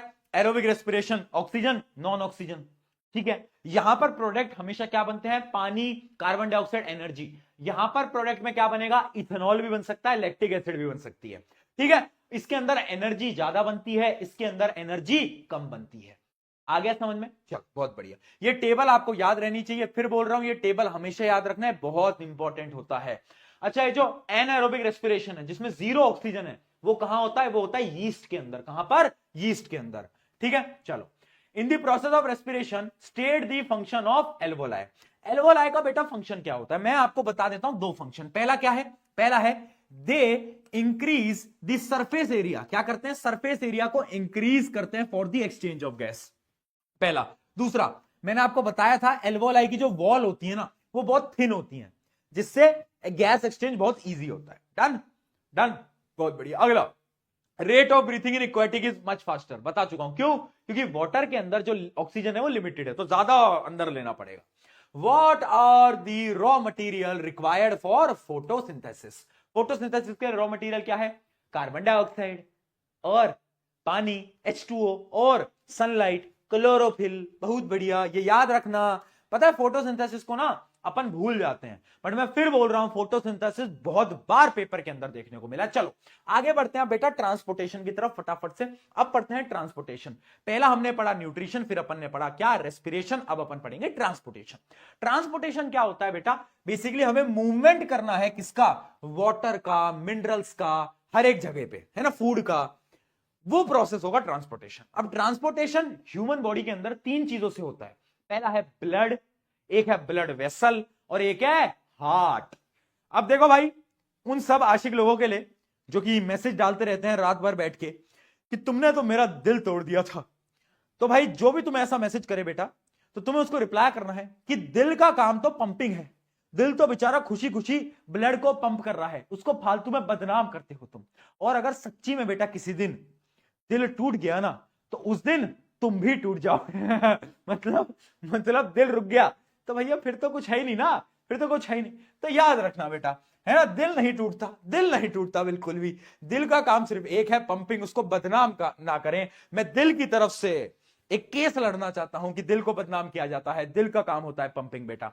चलो आओ अब ब्लड से पढ़ते हैं। ब्लड क्या होता है बेटा, एक तरीके का कनेक्टिव टिश्यू होता है, कनेक्टिव टिश्यू होता है। ब्लड में तीन चीजें होती हैं बेसिकली, वैसे दो ही चीजें होती हैं, एक होता है आपका क्या, प्लाज्मा, और एक होते हैं आपके ब्लड सेल्स। ठीक है, प्लाज्मा क्या होता है, ब्लड का लिक्विड पार्ट, जो ब्लड का सारा लिक्विड पार्ट है उसको अपन क्या बोलते हैं, फ्लूइड मीडियम जो होता है उसको हम प्लाज्मा बोलते हैं। अब जो ब्लड के सेल्स होते हैं वो तीन टाइप के होते हैं। पहला तो होता है आपका red blood cell, RBC. RBC, RCB नहीं है, इस साल कप नाम दे, कप नाम ही तो नहीं आ पा रहा है भैया ठीक है, हाँ ठीक है। रेड ब्लड सेल देखना, इसमें क्या होता है, दे कंटेन हीमोग्लोबिन। हीमोग्लोबिन क्या करता है, ऑक्सीजन के ट्रांसपोर्ट के लिए बहुत ज्यादा जरूरी है। अगला व्हाइट ब्लड सेल, ये क्या करते हैं, ये इम्यूनिटी प्रोवाइड करते हैं, क्या करते हैं, आपको ताकत करते हैं जर्म से लड़ने के लिए। और एक चीज और आती है जो कि है प्लेटलेट्स। ब्लड प्लेटलेट्स क्या करते हैं, जब आपकी कहीं चोट लग जाती है तो उसको क्लॉटिंग यानी उस चोट को भरने के काम आते हैं, यानी क्लॉटिंग में काम आते हैं। They help in blood clotting, क्या करते हैं, they help in blood clotting. याद आ गया, ये साल कप नाम दे चलो अब देखो भाई, अब बात करते हैं ब्लड वेसल। ब्लड वेसल भी तीन प्रकार की हैं, एक है आर्टरीज, एक है वेन्स और एक है ब्लड कैपिलरीज। अब देखो भाई, अब याद कैसे करना है, आर्टरीज, आर्टरीज में ए आता है और ए से मिलता जुलता एक और शब्द होता है अवे। क्या होता है, अवे, यानी arteries will always carry blood away from the heart, जो दिल से दूर लेके जाएगा वो कहलाएगा आर्टरी। ए मतलब अवे, याद हो गई, टेक्निक समझ आ गई, अब तो नहीं भूलोगे। वेन क्या है, जो कि दिल की तरफ ब्लड को लेके जाएंगे, जो कि हार्ट पे ब्लड को लेकर आने वाला है। अगली चीज कैपिलरी। कैपिलरी क्या होती है, जो कि आर्टरी और वेन के बीच में लिंक करती है, जो इन दोनों को लिंक करती है वो अपनी कहलाती है कैपिलरीज। ठीक है, अब देखो, अब ये समझना बेटा, इनका कोई डिफरेंसेस है, डिफरेंसेस पूछ लिए जाते हैं। पहली चीज, आर्टरीज के अंदर जो ब्लड प्रेशर होता है वो हाई होता है। क्यों, अरे भाई दिल धड़कता है, दिल धड़कता है तो ब्लड पंप होता है, तो हाई प्रेशर से ही जाएगा ना, क्योंकि आर्टरीज दिल से खून लेके जाएंगी। बट जो वेन्स होता है इनके अंदर प्रेशर बहुत कम होता है, ठीक है, इनके अंदर बहुत कम होता है। और जो कैपिलरीज होती है उनके अंदर भी कम ही होता है, मीडियम होता है। अगली चीज, arteries always carry oxygenated blood, but सिर्फ एक ऐसी आर्टरी है जो कि डीऑक्सीजनेटेड ब्लड को कैरी करती है। कौन सी है वो आर्टरी, नाम बताओ, नाम बताओ। भूपेंद्र जोगी नहीं वो कोई आर्टरी नहीं है, आर्टरी का नाम है पल्मोनरी आर्टरी। क्या है, पल्मोनरी आर्टरी। बहुत बढ़िया, ये पल्मोनरी नाम जो है ना शब्द ही गंदा है। पल्मोनरी, देखो पल्मोनरी को ऐसे याद करो, पल्मोनरी मतलब दोगला, जहां पर भी पल्मोनरी आ जाए ना मतलब ये कुछ गलत ही करता है ठीक है, पल्मोनरी यानी दोगला, ऐसे याद कर लेंगे बेटा। तो पल्मोनरी आर्टरी क्या करती है, वो दोगला है भैया, वो बोलता है मैं तो डीऑक्सीजनेटेड ब्लड ट्रांसफर करूं। अगला आता है वेन। वेन क्या करेगा, अब जो वेन होता है ना बेटा, वेन, वेन डीऑक्सीजनेटेड ब्लड को ट्रांसफर करता है, बट यहां पर भी एक पल्मोनरी वेन आती है। पल्मोनरी वेन दोगली क्या करेगी? ऑक्सीजनेटेड ब्लड को ट्रांसफर करेगी। ठीक है, कैपिलरीज तो दोनों करती है, कैपिलरीज तो दोनों करती है। ठीक है ना? हाँ, जस्टिस, जस्टिस फॉर पल्मोनरी। चलो, बहुत बढ़िया, बहुत बढ़िया। देखो भाई, अगला क्या है? वॉल्व। अब ये बहुत इंपॉर्टेंट है, ये यहां पे सवाल बिल्कुल फंस सकता है। देखो, एक वॉल्व नाम की चीज होती है जो कि वेन्स के अंदर प्रेजेंट होती है। क्यों होती है? देखना बेटा, आर्टरी में नहीं होती बेटा, आर्टरी में नहीं होती। ऐसे प्रकार की एक वॉल्व होती है, इस प्रकार की ऐसी वॉल्व होती है। ये वॉल्व जो होती हैं, ये आपकी कहां पर प्रेजेंट होती हैं? आपकी वेन्स के अंदर प्रेजेंट होती हैं। क्यों प्रेजेंट होती हैं? बिकॉज वेन्स जो होती हैं वो ब्लड को लो प्रेशर में लेके जाते हैं। मैंने क्या बताया? ब्लड का प्रेशर वेन्स में कम होता है। अब मान लो ब्लड जा रहा है और प्रेशर अगर कम हुआ तो ब्लड बैकफ्लो भी तो कर सकता है, पीछे भी तो आ सकता है। तो to prevent the backflow of the blood, याद रखना, इंपॉर्टेंट है, लाइन याद करो, to prevent the backflow of the blood, ठीक है, वॉल्व प्रेजेंट होते हैं वेन में कि खून पीछे वापस ना आ जाए। ठीक है, चलो भाई, समझ में आ गया। चलिए, कैपिलरीज में भी आपकी वॉल्व नहीं होती। अगला, आर्टरीज की जो वॉल होती है वो थिक होती है। क्यों होती है थिक? क्योंकि ऑब्वियस सी बात है, जो ब्लड का प्रेशर है आर्टरीज में से वो हाई है। जब हाई प्रेशर है तो वॉल भी तो थिक होनी चाहिए, जबकि वेन जो होती है वो आपकी थिन होती है और कैपिलरीज भी आपकी बहुत थिन हो रही होती हैं। ठीक है, अब देखो इसका मेन फंक्शन क्या है? Carries oxygen and nutrients. इसका क्या है? Return blood to the heart. और कैपिलरीज क्या करती हैं? कैपिलरीज जो होती हैं वो एक्सचेंज करती हैं। मैंने क्या बताया? कैपिलरीज बीच में होती हैं, आर्टरी वेन बीच में कैपिलरीज, तो ये एक्सचेंज के काम आता है। ठीक है भाई, चलो ये पूरा का पूरा समझ में आ गया, डन। अब एक पॉइंट और यहां पर बच जाता है जो कि आपका लिम्फेटिक सिस्टम। अब ये क्या नहीं बोला है भैया? लिम्फेटिक सिस्टम कुछ नहीं है, एक लाइन याद कर ले बस तू, डिटेल में नहीं जाऊंगा, बहुत बड़ा टॉपिक है लिम्फेटिक सिस्टम। ऐसे समझ, लिम्फ जो होता है एक व्हाइट कलर का लिक्विड है। इसका काम क्या है? कभी कभार क्या होता है ना, बहुत सारे पार्टिकल ब्लड वेसल्स में से निकल जाते हैं, लीक हो जाते हैं ना, निकल जाते हैं, और वो सेल्स वगैरह के अंदर, टिश्यूज वगैरह के अंदर पहुंच जाते हैं। तो लिम्फेटिक सिस्टम क्या करता है? जितने भी आपके लीक्ड पार्टिकल्स होते हैं उन सारे पार्टिकल्स को कैरी करता है और वापस से ब्लड स्ट्रीम में रिटर्न करता है। यानी इसका मेन काम क्या है? Return to blood. जितने भी आपके डाइजेस्टेड फूड्स, प्रोटीन, फैट्स, जो भी है, जो भी लीक हो चुके हैं, उन सबको वापस से उठाएगा और ब्लड में डाल देगा। इतना याद करो, इतना याद करो बस। ठीक है, helps in the fat absorption and return the excess tissue fluid to the blood. बस डन रहेगा, एक लाइन में याद रहेगा। चलो, बहुत बढ़िया, एकदम सही, एकदम सही। क्या आपको ये पूरा का पूरा समझ आया बेटा? जल्दी बताएंगे। ह्यूमन हार्ट स्टार्ट करें। ह्यूमन हार्ट आ जाइए।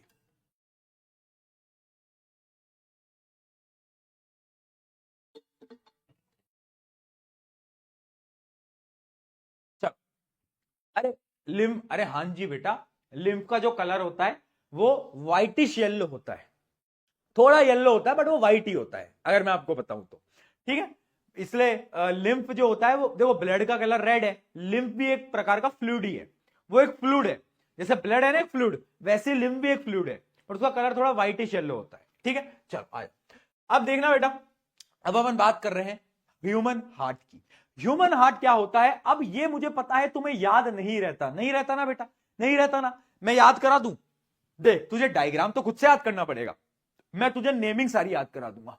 कर लेगा नेमिंग याद? कैसे? आ जाओ भाई, एक ट्रिक बताता हूं। ट्रिक क्या है? एक ट्रिक क्या है? ठीक है भाई, आ जाओ।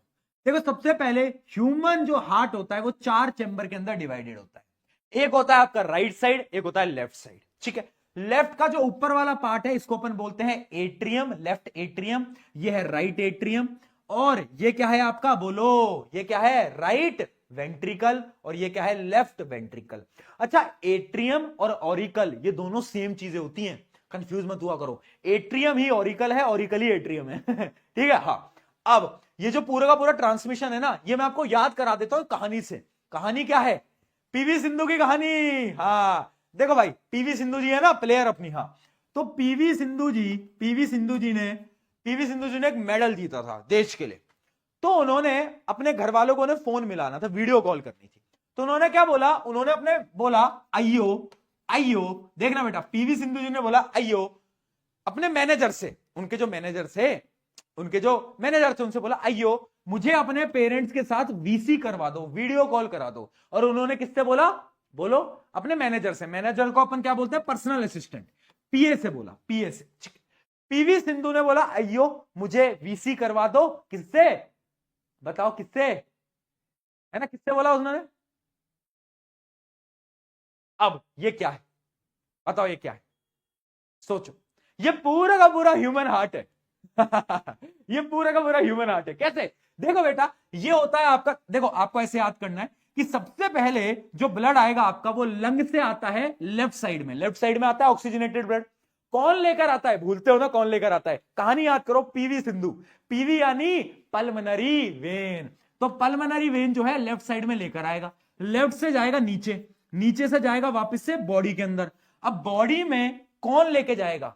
तो देखो पीवी सिंधु ने बोला अयो, अयो यानी आयोटा, आयोटा है ना, आयोटा। अब आयोटा से खून वापस से आएगा, वापस से आएगा, है ना। कौन लेकर आएगा? आगे देखो, उनको वीसी करनी थी, वीसी यानी वीना कावा, वीसी यानी वीना कावा लेकर आया ब्लड को वापस। और उसके बाद ब्लड वापस से लंग में जाएगा। कौन लेके जाएगा? बताओ लास्ट में कौन है? पीए। पीए से बोला ना उन्होंने, यानी पल्मनरी आर्टरी, पल्मनरी आर्टरी। भैया हैकर, हैकर आया, हैकर। ये है ट्रिक बेटा। ऐसी ट्रिकों से हम याद कर लेते हैं। अपन को बस इतना याद करना है, पीवी सिंधु जी ने बोला अयो वीसी करा दो। किससे बोला? अपने पर्सनल असिस्टेंट से। बस बस एकदम ये ह्यूमन हार्ट पूरा खत्म हो जाता है ऐसी। ठीक है, तो ये डायग्राम जो है, तुम बस, ये डायग्राम इंपॉर्टेंट है, पहले ही बता रहा हूं, इसकी थोड़ी प्रैक्टिस कर लेना। क्या होता है? सबसे पहले पल्मनरी वेन से आता है। कहां पर आता है? आपके लेफ्ट एट्रियम में आता है। लेफ्ट एट्रियम से लेफ्ट वेंट्रिकल में जाता है। अब देखो लेफ्ट वेंट्रिकल, ये जो वेंट्रिकल है ना, इसकी वॉल थिक है और एट्रियम की वॉल थिन है। क्यों? क्योंकि ना जो वेंट्रिकल है ना, उनको ब्लड को पंप करना है, और ब्लड को पंप करने के लिए उनकी वॉल्स को थिक होना चाहिए। तो इनकी वॉल्स जो आप देख सकते हो थिक है। ये जो बीच वाला डिवीजन है इसको हम बोलते हैं सेप्टम। क्या बोलते हैं? सेप्टम। अब ब्लड कौन लेके जाएगा? आयोटा लेके जाएगा। आयोटा पूरी बॉडी में लेके जाएगा। वापस कौन लेके आएगा? वीना कावा लेकर आएगा। वीना कावा ने ब्लड को यहां रखा। अब वापस से ब्लड जाएगा कहां पर? लंग्स के पास, क्योंकि लंग्स क्या करेंगे? ब्लड को वापस से ऑक्सीजनेटेड बनाएंगे। कौन लेके जाएगा ब्लड तक? बोलो, पर्सनल असिस्टेंट, यानी पल्मनरी आर्टरी। चलो डन, डन है बेटा। ये आपका पूरा का पूरा ह्यूमन हार्ट है। बताओ ये होता है ह्यूमन हार्ट। ये हुई ना बात कुछ? हाँ जी, हाँ जी। अब देखो बेटा, यहां पर एक चीज होती है कि ह्यूमन हार्ट जो होता है उसमें ना डबल सर्कुलेशन होता है। डबल सर्कुलेशन का मतलब क्या है? Basically human heart has a double circulation. That means कि ब्लड ह्यूमन हार्ट में दो बार आता है। पहले देखो, पहले एक बार लंग से हार्ट में आया, फिर बॉडी से हार्ट में आया। यानी ह्यूमन हार्ट में ब्लड दो बार आता है, और उसी प्रोसेस को अपन बोलते हैं क्या? उसी प्रोसेस को अपन बोलते हैं डबल सर्कुलेशन। अब सवाल यह आता है कि why human has double circulation? क्यों होता है ह्यूमंस में डबल सर्कुलेशन? उसका रीजन बताता हूं। देख लो बेटा, पहली चीज क्या है? डबल सर्कुलेशन से क्या होता है? Ensures efficient oxygen supply to the body. एक तो बहुत सारा ऑक्सीजन बॉडी पे जाता रहता है। दूसरी चीज, बहुत सारे मैमल्स और बर्ड्स में भी क्या होता है? डबल सर्कुलेशन होता है। क्यों? To maintain the constant body temperature, body temperature को मेंटेन करने के लिए भी। और अगर मैं ह्यूमंस की बात करूं तो एक और काम होता है, वो क्या है? Constant energy. यानी ह्यूमंस को कांस्टेंट एनर्जी प्रोवाइड करने के लिए डबल सर्कुलेशन होता है। यानी खून जल्दी जल्दी जल्दी जल्दी पंप होता रहता है ना, हमें कांस्टेंट एनर्जी मिलती रहे। ये इसका मेन रीजन होता है। ठीक है भाई, समझ आया? अब यहां पर ना बेटा देखो, दो प्रकार की साइकिल है। ये देखो, ये दो प्रकार की साइकिल है, याद रखना, ये बहुत इंपॉर्टेंट है। दो साइकिल सुन लो, सुन लो, सुन लो, सुन लो। ये दो साइकिल बड़ी जरूरी है बेटा, ये बड़ी जरूरी है। देखो क्या दो साइकिल है? पहली, जब लंग से हार्ट में गया और वापस जब हार्ट से लंग में जाता है, ये जो पूरी साइकिल है, इसको अपन पता है क्या बोलते हैं? इसको अपन बोलते हैं पल्मनरी सर्किट, पल्मनरी सर्किट। और ये जो साइकिल है, heart to body, body to heart, इसको अपन बोलते हैं क्या? Systemic circuit. क्या बोलते हैं? Systemic circuit. तो ये ऊपर वाला तो क्या है? Pulmonary circuit. ये क्या है? Systemic circuit. चलो बेटा, बहुत बढ़िया, बहुत बढ़िया। क्या यहां तक समझ आया बेटा? जल्दी बताओ, क्लियर है? डन है? ह्यूमंस के पास होते हैं बेटा चार चैम्बर, सबके पास नहीं होते चार चैम्बर। मैं आपको एक क्वेश्चन और बताता हूं, रुको, कहां गया यार वो? एक मिनट दो। ये देखो, मैं आपको एक चीज और दिखाता हूं कि देखो, आप देख सकते हो फिशेस जो होती हैं उनके पास सिर्फ 2 चैम्बर होते हैं, उसके अलावा जो एम्फीबियंस और रेप्टाइल्स होते हैं उनके पास 3 चैम्बर होते हैं। बट मैमल्स और ह्यूमंस भी मैमल्स में आते हैं, उनके पास 4 चैम्बर होते हैं। क्यों होते हैं? एफिशिएंट ऑक्सीजन सप्लाई, क्योंकि हमें बहुत ज्यादा एनर्जी की नीड है, बहुत ज्यादा ऑक्सीजन चाहिए, इस वजह से हमारे पास 4 चैम्बर होते हैं ताकि ब्लड जल्दी जल्दी जल्दी जल्दी सप्लाई होता रहे। आंसर बताओ। Describe the structure and function किसका? Of human heart with the लेवल डायग्राम। कर दोगे? पूरा समझा दोगे? 5 नंबर का सवाल है। Why are the walls of ventricle thicker than atrium? बताओ। Because ventricles pump the blood. अगला, why do arteries have thick and elastic wall? Arteries की क्यों वॉल थिक होती थी? क्योंकि आर्टरीज क्या करती थी? आर्टरीज ब्लड को हार्ट से दूर लेके जाती थी, तो उस पर हाई प्रेशर का ब्लड होता था। याद आ गया? याद आ गया? बहुत बढ़िया बेटा, क्या बात है ना? पूरा का पूरा समझा सकते हो? डायग्राम आता है सबको या नहीं आता? Explain the mechanism of double circulation. अगर क्वेश्चन आए, और ये क्वेश्चन दिख सकता है पेपर के अंदर, आज बोल रहा हूं कि डबल सर्कुलेशन बताओ, तो डबल सर्कुलेशन में तुम्हें पता होना चाहिए क्या? कि 2 प्रकार के सर्किट, सिस्टमिक सर्किट और पल्मोनरी सर्किट, वो पूरा का पूरा एक्सप्लेन करना है। चलो आगे बढ़ते हैं। अब आ जाता है ट्रांसपोर्टेशन इन प्लांट्स। भैया डायग्राम नहीं आता यार, उसकी प्रैक्टिस करो ना बेटा।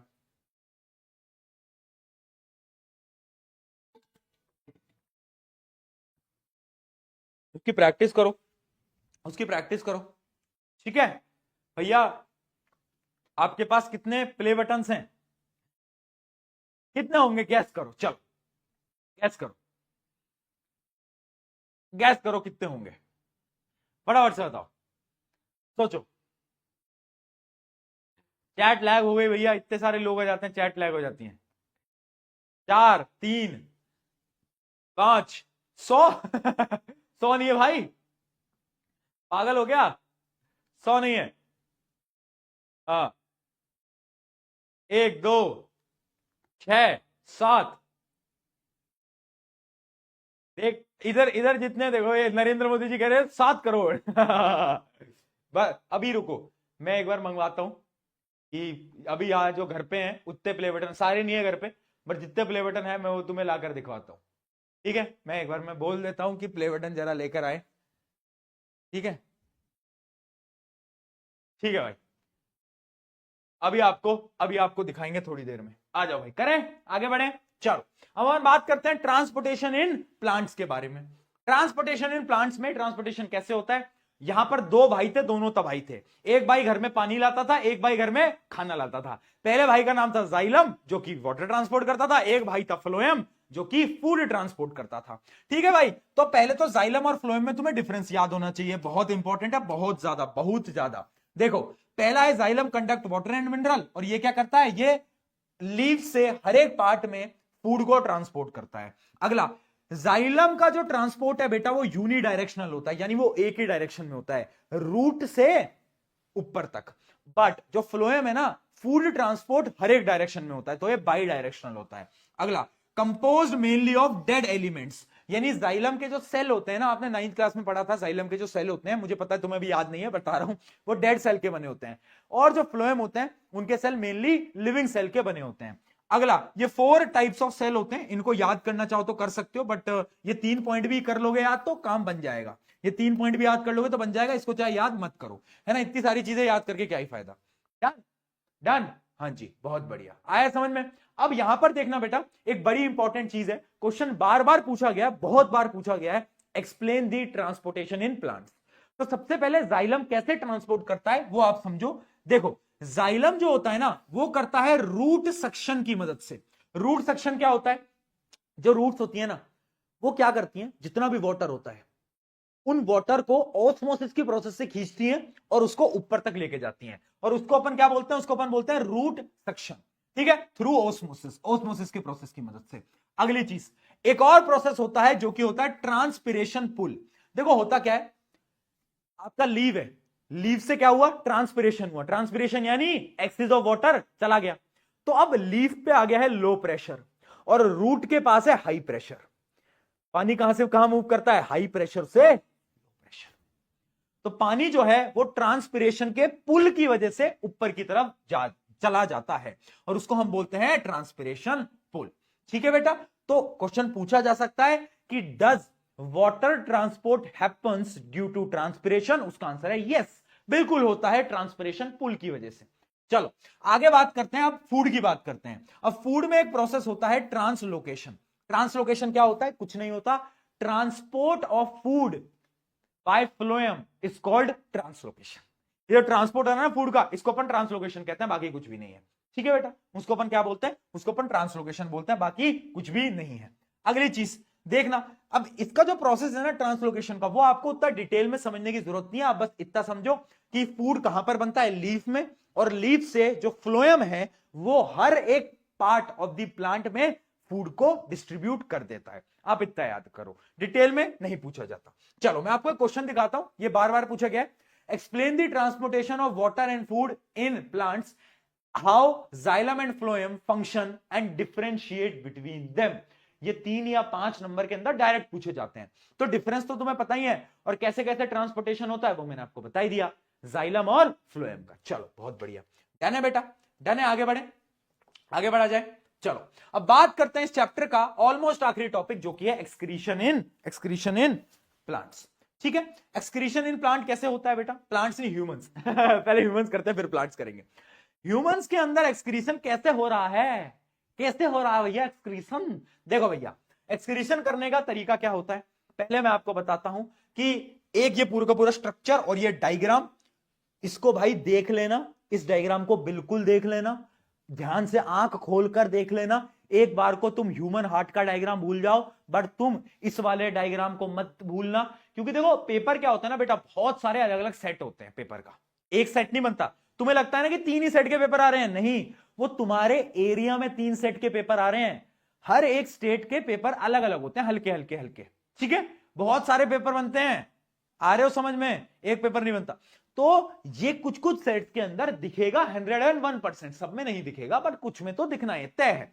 तो देखो भाई, अब पहली चीज समझना कि ये क्या है, ये आपका ह्यूमन एक्सक्रीटरी पूरा का पूरा सिस्टम है। इसका डायग्राम समझो। अब आपका जो ब्लड है वो कौन लेके आ रहा था? आयोटा लेकर आ रहा था, आर्टरी लेकर आ रही थी। तो ये जो आर्टरी जो लेकर आ रही है ना ब्लड को, ये ब्लड कैसा है? गंदा खून है, यानी डीऑक्सीजनेटेड ब्लड है। अब इस खून को ये यहां पर लेकर आई, और वो खून जो है वो डिवाइड होकर 2 किडनीज के अंदर चला गया। किडनी पता कहां होती है? किडनी यहां होती है, किडनी यहां होती है, किडनी यहां होती है। लो भाई बॉडी, किडनी यहां होती है। बॉडी फ्लैक्स कर दूंगा, बॉडी फ्लैक्स कर दूंगा मैं हाँ ठीक है ना, बहुत बढ़िया। तो किडनी 1 2 यहां है। अब ये जो आपका ब्लड है ना, कौन सा ब्लड? जो कि इंप्योर ब्लड है, इसके अंदर इंप्योरिटीज है, अमीनो एसिड है, वेस्ट पार्टिकल्स है, वो सारा का सारा किडनी में गया। अब किडनी में जाते से ही किडनी में क्या होगा? इसका प्योरिफिकेशन होगा। अब जो प्योर ब्लड है ना, जो प्योर ब्लड है वो तो वापस चला जाएगा, किसकी मदद से चला जाएगा? वो चला जाएगा आपकी, बोलो, वेन की मदद से। देखो ये जो आर्टरी है ना, इसको अपन बोलते हैं क्या? इसको अपन बोलते हैं रीनल आर्टरी। क्या बोलते हैं? Renal artery. तो रीनल आर्टरी ब्लड को लेकर आएगी और रीनल वेन ब्लड को वापस लेकर जाएगी। ठीक है, अब जो वेस्ट है, वो वेस्ट, आप ये जो 2 ट्यूब देख पा रहे हो ना, इनको अपन बोलते हैं यूरेटर। यूरेटर की मदद से आपका जो यूरिन है, जो आपका वेस्ट है, ये आएगा और ये किडनी में आकर कलेक्ट हो जाएगा। तो यूरिन कलेक्ट कहां हो रहा है बेटा? किडनी नहीं, sorry urinary bladder. Urinary bladder के अंदर आपका यूरिन कलेक्ट हो जाएगा और आप अपने यूरेथ्रा की मदद से उसको बाहर एक्सक्रीट कर दोगे, निकाल दोगे। ठीक है, तो ये पूरा का पूरा इसका क्या होता है? प्रोसेस होता है। ये डायग्राम बहुत बार पूछा गया है, तो याद रखना कि होता क्या है पूरा का पूरा प्रोसेस।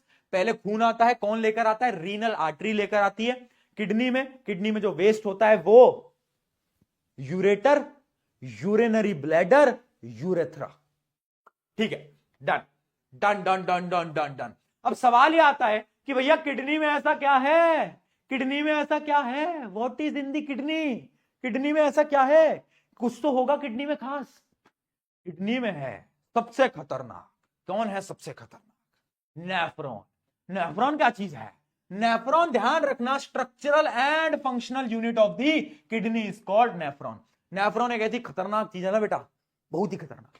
नेफ्रॉन, मुझे पता है तुम्हें डर लगता है नेफ्रॉन का डायग्राम देखते ही तुम कहते हो भैया ये भी याद करना पड़ेगा। देखो यार, मैं ना नहीं कर सकता क्योंकि सिलेबस में तो है, बट मैं ये भी बता सकता हूं कि पेपर में आज तक तो नहीं पूछा गया है ना, तो बट सिलेबस में तो है।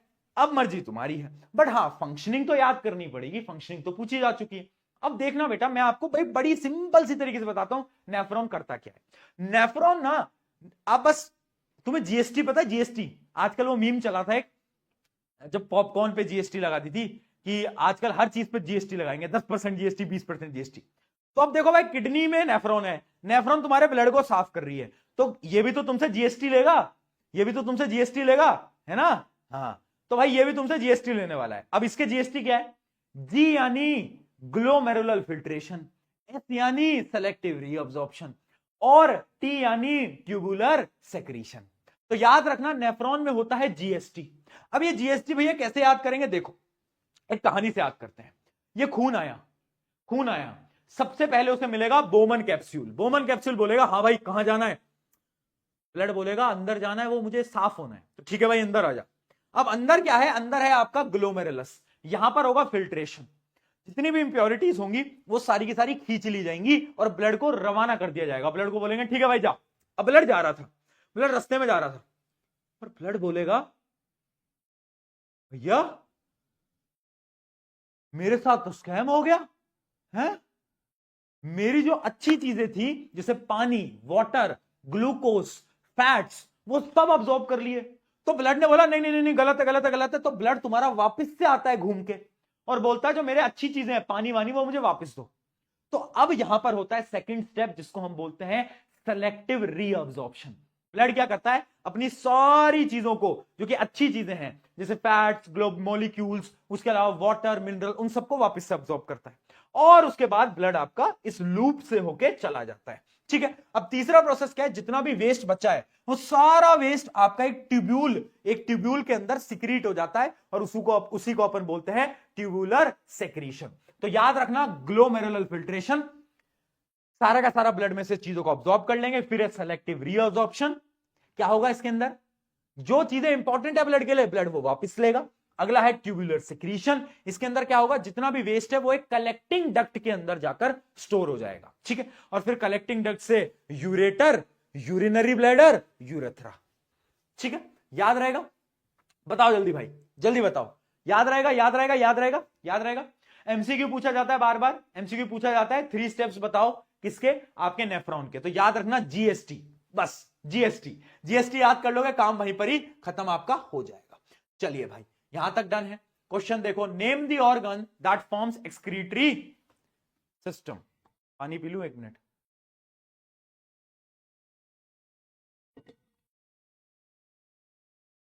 प्ले बटन अभी दिखाऊंगा, रुको रुको रुको, आ गए हैं प्ले बटन, अभी दिखाऊंगा।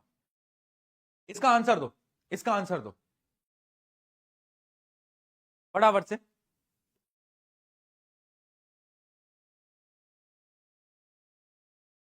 फटाफट से इसका आंसर दो, जल्दी जल्दी दो। आ गया क्या सबका?